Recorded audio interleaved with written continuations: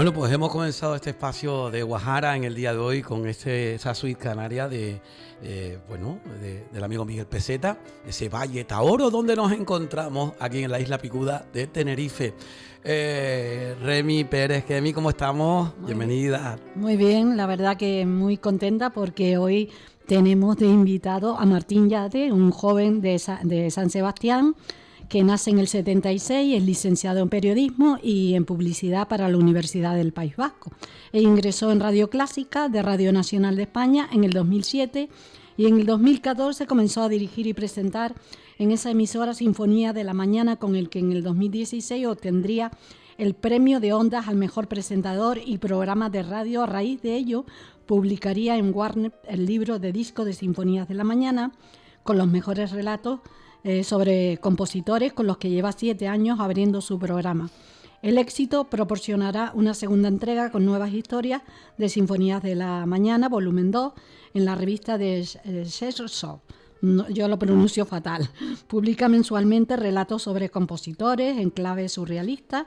Desde el 2017 presenta el concierto de Año Nuevo de la Orquesta Filarmónica de Viena para Televisión Española. Es el autor del libro Relatos de la Orgía Eterna del 2001 y de los guiones de cortometraje Primera Persona, estrenado en el Festival Internacional de San Sebastián del 2001, y el largometraje independiente de Arteros 2012, además del libreto de la cantanta Juan Sebastiana Lanco 2018, con la música del Gabriel Lodip, que fue emitida por Radio Televisión Española y Radio Clásica, y en el que ejercitó igualmente de narrador, también colaborando con la sección de música clásica en el programa cultural Radio Nacional de España El Ojo Crítico, y presenta en Radio 5 el programa En Clave de 5. Todo un personaje maravilloso, de verdad, al que admiro y que solamente me he leído de él lo que nunca sabré de Teresa, la desconocida historia de Teresa de Savoy, de Anne de Savoy, el mito erótico del cine de los 70. Muy buenas tardes. Buenas tardes, ¿cómo estamos? Bien. Muy bien. Bueno, mira, precisamente la cantata del Cano, de Juan Sebastián Elcano, la hemos hecho hace poco con Orquesta Sinfónica, con la Orquesta y Coro del Teatro Real en el Auditorio Nacional, pues el pasado 29 de septiembre. ¡Qué bien! Muy bien. Bueno, ya saludo yo también a Jesús Alberto Reyes Cornejo, que está con nosotros. Hola, buenas tardes. ¿Cómo estamos? Muy bien, y yo pienso que hoy es un día histórico para Radio Realejos tener a Martín Yade en sus micrófonos, y porque también se unen 3 monstruos de comunicación como es Kemi, tú, Isidro. Bueno, yo soy una aprendiz y el gran todavía. Martín, que yo sinceramente que pienso que Martín es uno de los iconos de la comunicación de este país, y yo... Pues sí. Y yo lo siento como si fuera Jesús Quintero, porque que el pobre, vamos a hacerle un homenaje hoy. Sí, a recordarlo, cierto. porque Martín es un gran comunicador y no solo que tenga mucho conocimiento sobre la música, sino cómo lo transmite él, que eso es un arte, pienso yo. Bueno, y además que tú tienes ahí también su libro, y yo que le quiero hacer algunas preguntas del libro, a ver si él me lo permite. Bien, bueno, pues vamos a saludarlo, que les habla también Isidro Pérez.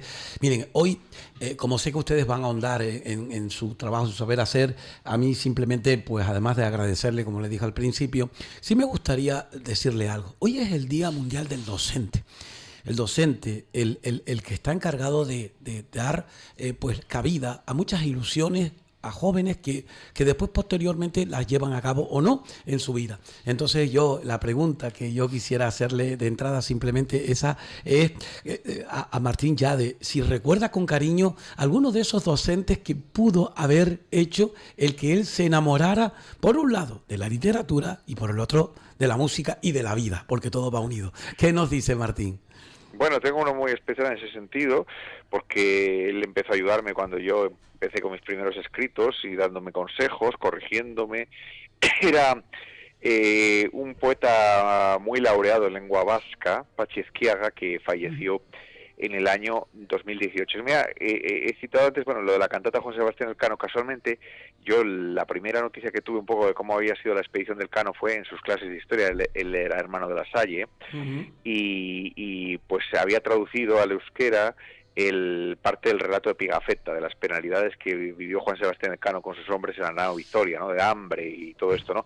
Entonces, pues yo cuando hago esta cantata con el compositor Gabriel Loidi, la primera versión, con quinteto de cámara y coro, con el coro RTV, se iba a emitir por televisión y por radio, y le llamo para informarle y me cuentan, no localice, me cuentan en La Salle pues que estaba en las últimas, que iba a morir.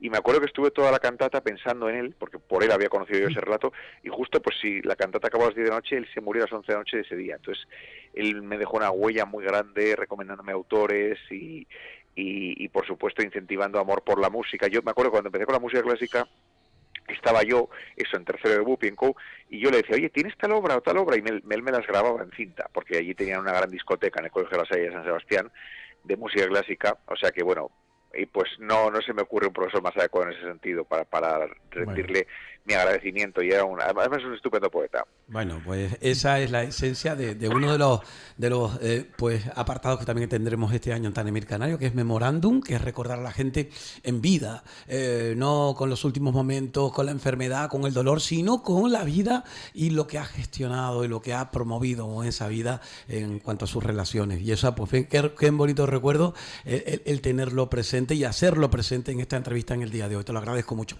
Chicos, adelante, venga, Remy. Bueno, yo quería decirle antes que nada a Martín que me encanta el libro que leí, Lo que nunca sabré de Teresa, porque además comienza en 1958, en el año que yo vengo a la vida, ¿no?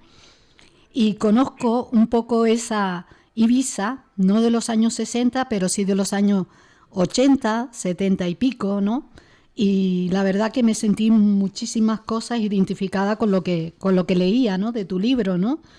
Y de verdad que me ha parecido un homenaje maravilloso a un ser tan maravilloso como lo sientes, ¿no? Sí, la verdad que, mira, esto que se llama, no me gustan las palabras extranjerizantes, pero supongo que el de revival es muy adecuado para estos tiempos porque, claro, yo recuerdo que los años 90, con series como Aquellos maravillosos años, empezó un revival de los 60, ¿no? Y justo, pues, venimos unos años experimentando un revival de los 80, ¿no? Mira, casualmente Cuéntame empezó en 2001, que empezaba en 1968. No ha habido una reivindicación de los 70. De los 60 se ha pasado a los 80. Exacto. Mira, ahora hace poco esta película de Voy a pasármelo bien, ¿no? Que es un homenaje a los que escuchábamos de niños, los hombres G, ¿no? Bueno, pues los 70 nadie los quiere reivindicar porque fue el fin de la fiesta. Es decir, los 60 de repente surgió el movimiento hippie, hacer el amor y no la guerra, las protestas contra Vietnam, y en los 70 todo acabó de forma muy abrupta porque el sueño de repente demostró que estaba vacío, y ese mundo mejor al que tenía que conducir al final nos llevó a los años 80 con esa crisis de valores que de repente impulsó el conservadurismo en la presidencia de los Estados Unidos con Reagan. Impulsó un cine muy distinto, un cine de blockbuster, de palomitas, pero apoyado pues en iconos como Rambo, iconos belicistas, ¿no? Y por otro lado, bueno, pues estaban el fantasma de la heroína y del SIDA.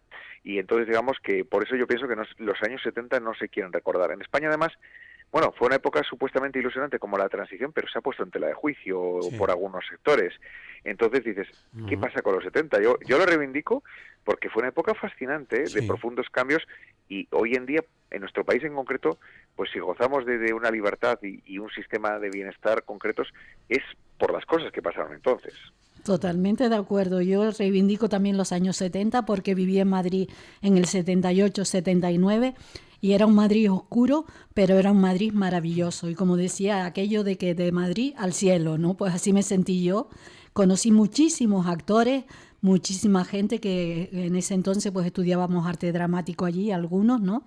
Y nos acercábamos a Arganda del Rey, a casa de la madre de una de las alumnas, que hacía vestidos para los actores, ¿no? Y recuerdo de conocer a gente muy, muy, muy especial, pero muy especial.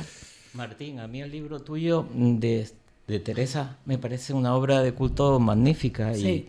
y expones a un personaje que si no llega a ser por tu libro probablemente hubiera quedado en el olvido. Pero a mí me gusta la parte divertida de Martín Llade.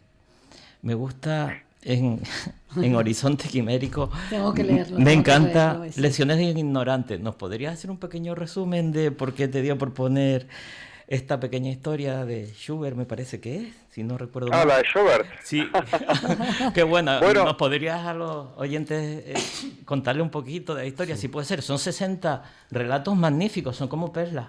Y a mí, desde que coges el libro hasta que lo finalizas, es que no puedes dejar de leerlo. Pero, ¿nos podrías hacer un pequeño spoiler? ¿Te has leído ya los 60? ¿Perdona? ¿Te has leído ya los 60? ¡Qué bárbaro! Bueno, la mayor parte me los he leído, pero empecé yo desde cuando te lo envié, desde el sábado, que estoy con el libro tuyo. Pero es que son muy fluidos, es que estos son relatos muy fluidos. Cuéntame algo de Lecciones de un ignorante, ¿vale? Sí, esto es una historia real y es que, en parte, porque el Horizonte Quimérico son relatos surrealistas, pero parten de premisas verdaderas. Y esto sí que es cierto, que Schubert era un compositor que vivía en Francia pues hacia 1765 y que fracasó con su primera ópera, y entonces, bueno, pues él murió. Después de recoger unas setas, murieron pues, todos los miembros de su familia y un amigo que había ido a visitarles. El cocinero le recomendó que no se las comiera, ¿no? Hay dos versiones, que dice una que son setas venenosas y otra que eran excrementos de sapo, que parecían setas, ¿no? Sea como fuere, a mí se me ocurre la historia de que era su cocinero el que le aconsejaba musicalmente, es decir, que su ópera fracasó porque escuchó al cocinero silbando las melodías que él estaba componiendo al piano, y entonces dijo, ¿te gusta esto? ¿Te gusta esto? Entonces le dijo, y utilizó al cocinero un poco de modo de que hacía pruebas de lo que iba metiendo la ópera, ¿no? Dependiendo de si al cocinero le gustaba. ¿Qué sucedía? Que la ópera fue un fracaso, y entonces dijo, este es un ignorante, es un patán. Y entonces empezó a cada vez que escribía algo llamaba al cocinero, y si al cocinero le gustaba, entonces lo destruía. Hasta que llega el momento de las setas, y entonces que él come las setas, a pesar de que el cocinero le dice que tiene muy mala pinta, y entonces yo añado, esto sí que es invención mía eso, y el papel del cocinero asesorándole musicalmente, que la policía le dice, pero usted no le dijo nada, y dice, sí, pero él comía y se reía y me decía, ¿qué sabrás tú, ignorante? Es buenísimo, Martín. Buenísimo. Martín, sí. ¿Y qué le pasó a Bach con Butemunde? Que no quería, y yo no lo sé pronunciar, porque es como cuando estaba en una capilla, era maestro de órgano. El patrón de Ketten. ¿Qué le pasó con la hija de...? Pero ese no está ahí, ese relato no está ahí. Sí lo nombras a él y hace a Buxtehude. Buxtehude, ese. Sí, bueno, eso de Händel, ¿no? Sí, pero debo nombrar, sí, es una anécdota muy sonada, la de que resulta que... ¿Quién me está llamando? Bueno, pues nada, son cosas del directo. Luego hablaré con la persona que me está llamando. El editor del libro, precisamente, Juan Lucas. Vale. Sí, ¿no? Que bueno, Buxtehude era costumbre que para heredar el cargo de organista de la iglesia de Lübeck, ¿no? De Santa María de Lübeck, pues había que casarse con la hija del organista titular. Y claro, la hija de Buxtehude, Margaret, era igual que él y era ya mayor. Y claro, se lo propuso a Mattheson y a Händel y salieron escopeteados. Y 2 años después se lo propuso a Bach y Bach también se lo escopeteado. Pero bueno, ese sí que es una de las grandes anécdotas. Pero tú lo contaste muy gracioso. Yo me acuerdo de aquella mañana en Sinfonía Mañana que tú decías que él hizo un recorrido de no sé cuántos kilómetros, pero cómo tú desarrollas la historia fue magnífico porque... y después la pobre chica, que al parecer no era muy agraciada, pero al final, cuando se murió el padre, creo que se casó con un compositor, tengo entendido. Sí, esperen, creo que es Alt Nicol, o Alt Nicol es el yerno de Bach. Ahora no que recuerdo no conseguía novio porque no era muy agraciada, como dice Martín, pero creo que todo eso... A lo mejor tenía dinerillo. Pero claro, el padre la quería casar, pero no había forma, y el padre falleció, y creo que después sí se casó con un compositor ya, y nada, y no fue muy de renombre y tal, pero bueno...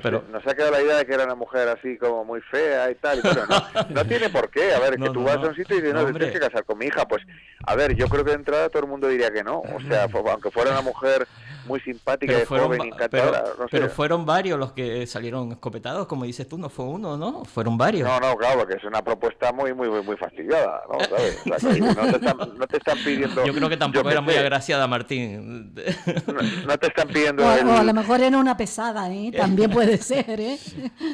No, pero bueno, o sea, como fue. Es que tú estás llevando la cultura cuando llevas la parte humana también de los compositores, de lo duro que es ser artista, la está llevando a sus oyentes. La verdad que es maravilloso escucharte, Martín, y yo quiero que recuerdes a nuestros oyentes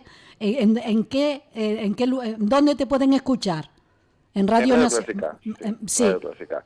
Los lunes a viernes de 8 a 9:30 de la mañana. En Canarias de 7, acuérdate que es de 7. En Canarias de 7 a 8:30, ¿no? A 8:30. Es verdad. Porque yo me tenía que pegar unos madrugones, bajaba corriendo al trabajo. Sois más madrugadores que nosotros. Sí. Y entonces, Radio Nacional de España. Radio Clásica. Sí. Radio Clásica. Bueno, le puedo contar una anécdota a Martín. Nosotros tenemos un contencioso hace mucho tiempo con lo que es en sí las autoridades aquí. Como sabes, Tenerife no tiene una circunvalación de medios de comunicación hecha y se forma mucho atasco. Hay una autovía que es la Tenerife 5, donde diariamente, sobre todo aquellos ciudadanos que vienen del norte hacia las zonas metropolitanas de La Laguna y de Santa Cruz, se quedan atrapados. Tan solo son 30 kilómetros y tienen que estar una hora o unas veces más incluso para poder llegar al hospital, a la universidad, a sus trabajos, a temas obviamente relacionados con la oficialidad que está en la capital. Y entonces pues hay algunos oyentes que me dicen, yo comienzo con el primer café con Juan Luis González a las 8, hora canaria, pero lógicamente anterioridad hay mucha gente que me han dicho que dice que escuchan, y te escuchan, así que lo sabes, así que si quieres y puedes y te apetece en alguna ocasión que te acuerdes, dice, bueno, a los conductores y conductoras atrapados en la Tenerife 5, desde aquí un fuerte abrazo, porque es una batalla que estamos manteniendo, Martín, porque es una desestructuración de las familias. Hay gente que tiene que levantarse a las 4 de la mañana para no coger esa cola, tienen que venir después tarde, apenas duermen, no tienen esa vida familiar. Y bueno, es un caballo de batalla que tenemos aquí, pero me llamó un montón la atención el que esta persona me llamara para decirme gracias a Martín Yade. Gracias a Radio Nacional. Yo, de verdad, lo digo de corazón. En serio. Hay gente que te escucha en la mañana. Imagínense ustedes lo que supone, por ejemplo, gente que va a tratamiento al hospital. Muchas personas que tienen que vérselas todos los días con esa cola. Ven amanecer desde la autopista y le buscan un poco ese, decimos nosotros una expresión aquí que es el puño a la baifa, es decir, buscarle una razón para enamorarte de la vida. Y entonces ahí te escuchan, y escuchan Radio Clásica, y escuchan esa música que muchas veces la música los eleva, los saca del coche donde están. Sí, y durante un tiempo pues pueden estar, y además pueden estarlo porque van a 2 por hora, imagínense. Y no solo eso, sino que Martín llega a toda España. Yo conocí a Martín prácticamente desde un hospital cuando mi madre estaba enferma. Sí.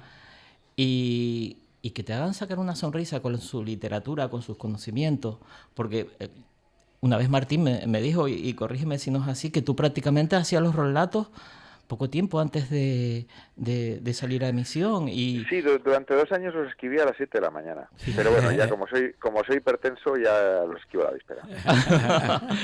Pero esto es una creatividad increíble, pero es que porque Martín tiene una parte irónica que es genial.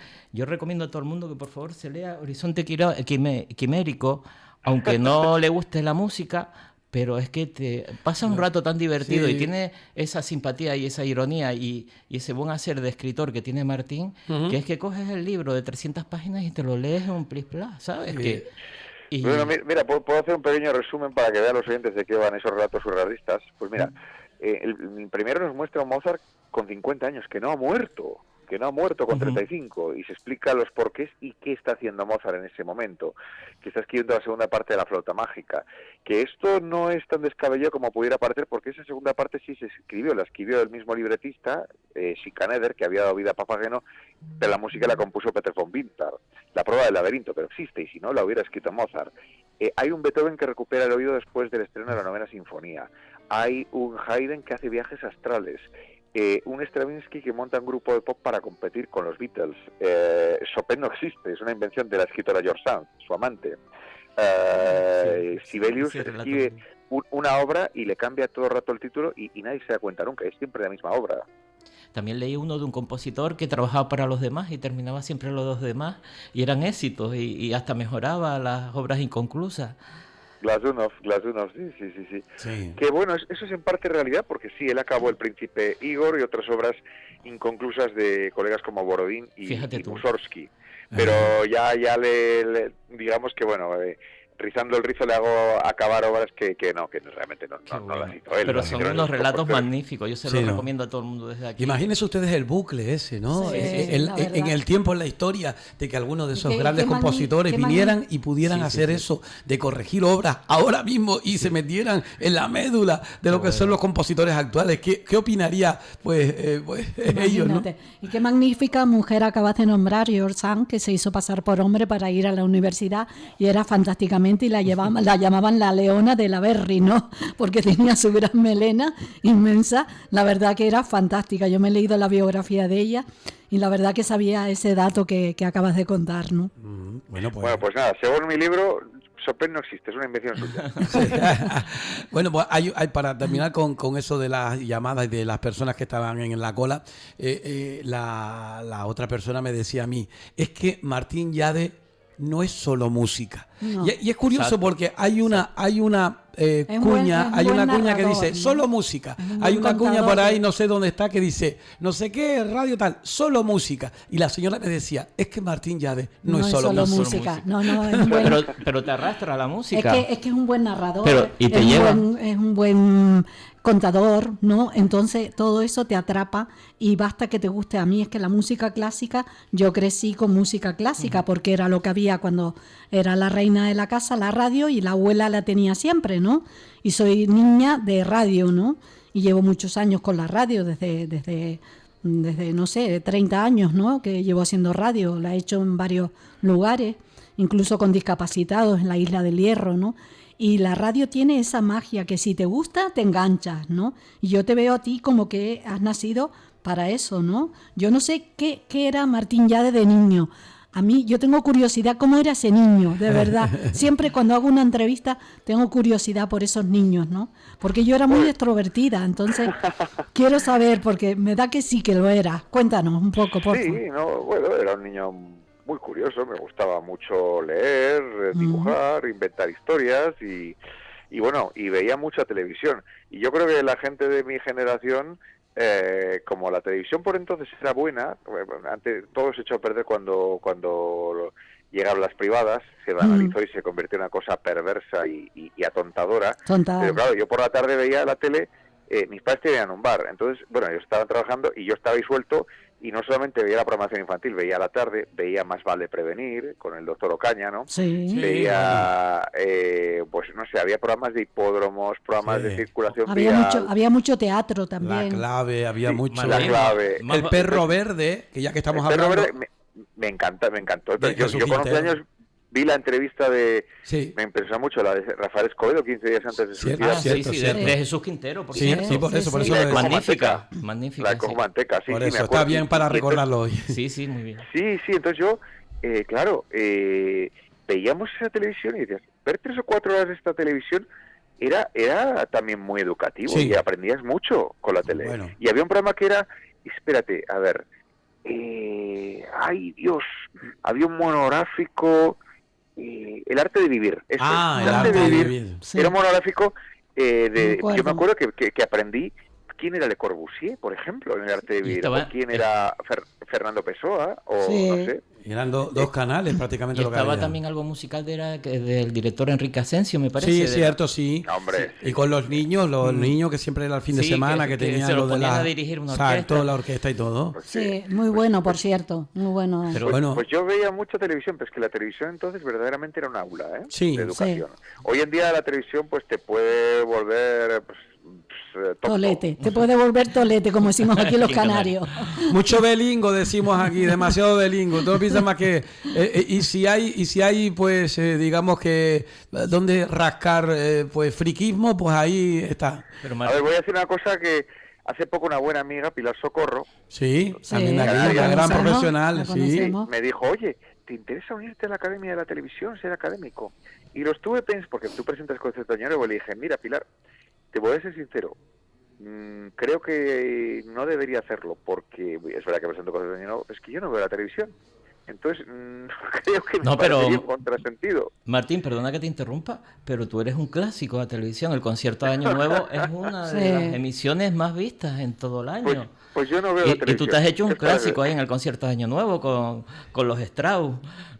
Por cierto, Martín, a veces pensamos que los Strauss eran uno, pero eran varios, ¿no? Y el padre, ¿qué relación tenía con los hijos?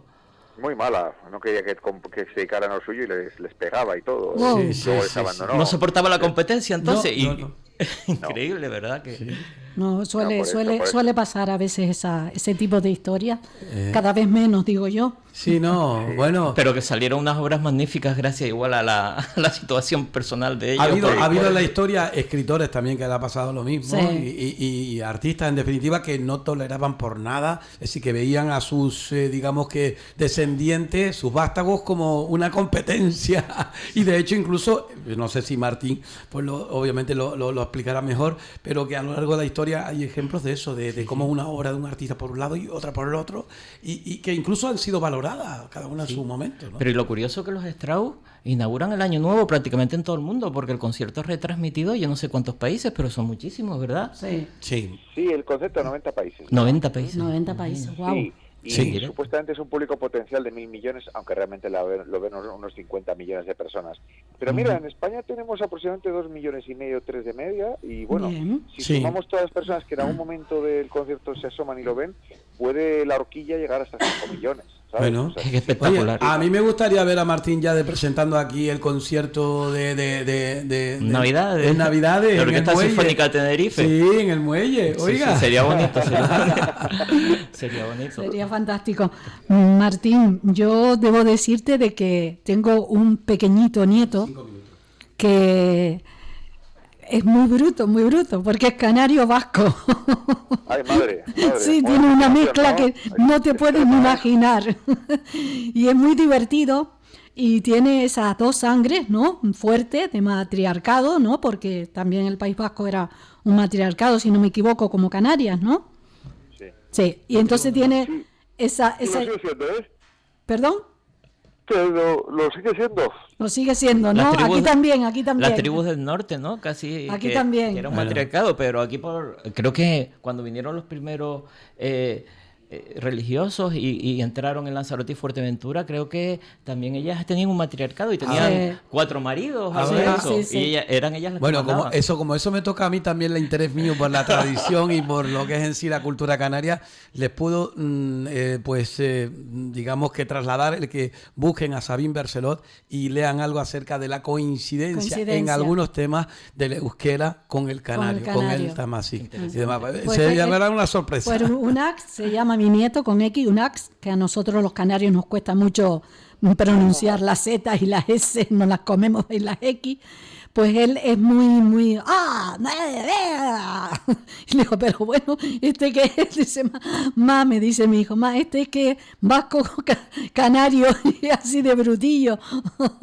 Pero es maravilloso, de verdad. Estamos terminando porque nos quedan muy poquitos minutos para poner el punto y seguido. Este espacio radiofónico, saben ustedes que excede con creces en cuanto a las entrevistas. No seguimos el formato habitual de periodismo porque creemos nosotros que nuestra revista de Tanemir Canario se debe a sus oyentes, especialmente si hablamos de radio, y también lo que nos están viendo, porque Martín no sabe, pero nos están viendo a través del YouTube, y que incluso pues tengo la fotografía que el compañero Juanjo González me puso por aquí, suya con una camisa verde que nos la puso por ahí. Se hace presente con nosotros. Y bueno, pues una ronda así de despedir. A ver, Jesús, ¿qué les dice? Pues muchas gracias, Martín, por estar con nosotros en esta mañana y gracias por hacer este magnífico libro Horizonte Quimérico, que se lo recomiendo a todo el mundo, que es muy reciente y está en librerías y que se van a pasar un buen rato y se van a echar unas risas. Bueno, y antes... Yo también, por supuesto, recomiendo tus novelas porque eres un escritor... Bueno, los canarios, como demostró Galdós, sois prolíficos escribiendo, porque ya vas por la 5ª novela. Sí, bueno, está a punto de salir, y saldrá los próximos meses, pero yo he venido aquí a hablar de tu libro, no del mío. Bueno, eso es un clásico también, ¿eh? He venido hablando de mi libro.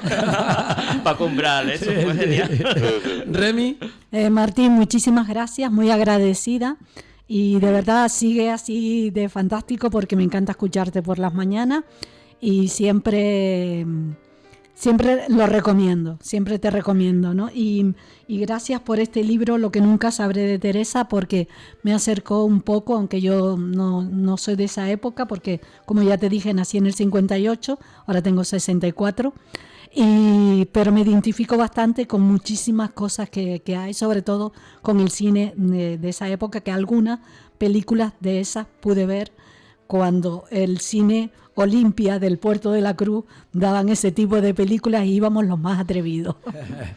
Muy bien, Martín, las palabras por último tuyas. Eso en los 70, en los 70, que aquí el puerto de los 70, sí, claro, no te creas tú, Eso que lo pensé yo también, que los 70, claro, Martín lo ve desde su perspectiva, obviamente, pero aquí los 70 marcó un antes y un después en la vida de todos nosotros, ¿no? Adelante, Martín. Bueno, pues muchas gracias, ha sido un honor hablar con vosotros, con Radio Realejos y nada, que sentiros ahí tan próximos, aunque estemos separados, bueno, pues por muchos kilómetros y millas marinas, pero que bueno, que llevo Canarias en mi corazón y espero poder regresar pronto, la verdad.